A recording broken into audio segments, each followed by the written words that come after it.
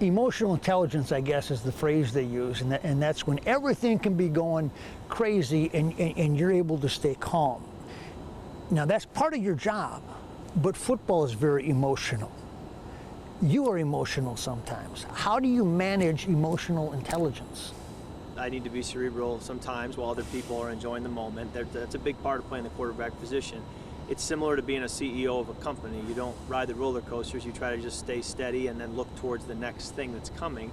Now, I'm going to enjoy a win in the locker room. I'm going to enjoy a win on the plane ride home, as evidenced by the fun we've had on the planes. But there is a little bit of a dial where I'll turn it down at times, especially mid-game, that maybe another position group I think can afford to take it a little farther and enjoy the moment. I like to be a little bit more, we're not over yet, game's not over yet, let's stay the course.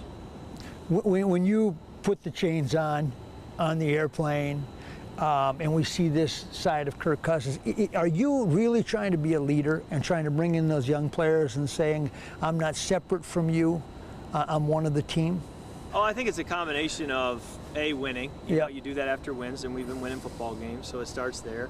B, I think it's a team, a group of guys that enjoy being together, and I think if we're all sort of in our own silos and doing our own thing, that doesn't happen. I think it's a reflection of not just me, but of our whole team enjoying working together and winning these games together and competing together and flying home together. So I think it's a reflection of our chemistry, and hopefully there's more moments up ahead like that. Kevin O'Connell played quarterback, obviously, and he's the new coach and all those things. But what is his relationship like with you, and is it different because he was a quarterback? Well, I think there is more daily dialogue simply because the head coach is the one running the practice, running the offensive plays, the one calling the plays in your headset. So there's far more just daily dialogue than you would have with a defensive-minded head coach. But at the same time, Kevin has a lot on his plate, and I'm sensitive to going into his office and talking to him about something when he's got a whole tick list of issues he's got to address as the head coach. So sometimes it can be a challenge when your play caller is also the head coach because he's got so much more on his plate. When your play caller is just the OC, you can have a little bit more time with him. Maybe time isn't quite as much of a valuable resource for the OC as it would be for the head coach. So I've got to pick my spots each week, each part of the week with him to make sure that I get my time with him, but that I'm not wasting his either. Some of the guys on the team have told me that they think that you are funny. Now, do they really think you're funny, or is it just, well, he's the quarterback and he's the man, so I have to laugh at everything that he says that he thinks is funny? I guess you'd have to ask them. I can't speak for them, but there's a part of me that does have a dry sense of humor, and I like to bring it out, and many times guys don't catch it. Yep. So, being in year 11 now, sometimes it's the older guys on the team who catch my humor, and the younger guys not as much, but I have fun with it, and most of the time my humor is patronizing myself. I'm going to make fun of myself. Yep. So usually the guys catch up on that one. So we do try to have fun, and again, that's another big part of leading.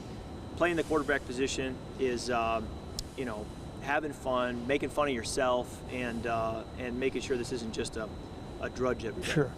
Obviously, you're not going to play football forever, but I've often thought that you've got a secondary plan and that you truly believe, based on your faith and the way that you're built and your family, that there's great things for you affecting this world in a positive way after football. Do you think about that or see it that way? Mike, you're the first person to really ask me that question, and I think you're spot on. I don't know that I have a great, well-thought-out answer yet to what that is, but I agree with everything you said in asking the question. I do think that football for me is a tremendous platform that I want to steward well while I'm playing, but also when I'm done playing. This game's given me so many opportunities I never dreamed were possible, but I am excited for what the next chapter in life holds. Hopefully that's still a few years away, and hopefully I play well enough to keep it a few years away.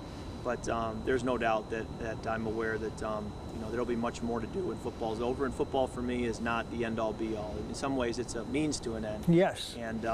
And I see that end still being out there post-football. And last, Christmas means what to you? Well, Christmas to me is certainly affected by the NFL schedule. We're playing on Christmas Eve. Yeah. I've joked with my family and friends that as long as I'm playing the NFL, Thanksgiving, Christmas, New Year's, they're just not the same as they were when you're growing up. And that's okay. It's okay. It's you win some, you lose some with this football schedule. So there's a lot of positives, but certainly your holidays get affected. That being said, you know, what Christmas is hasn't changed. You know, it's still the birth of Jesus. It's still a great time to be with family. It's still so many great memories and traditions, and we get to celebrate them with teammates too, which is a lot of fun. If you've seen the old line room decorations, tight end room decorations, I mean, we do a great job around here celebrating Christmas and having fun with it. So, you know, looking forward to that game on Christmas Eve, hopefully getting a win at home, and then being able to enjoy Christmas Day.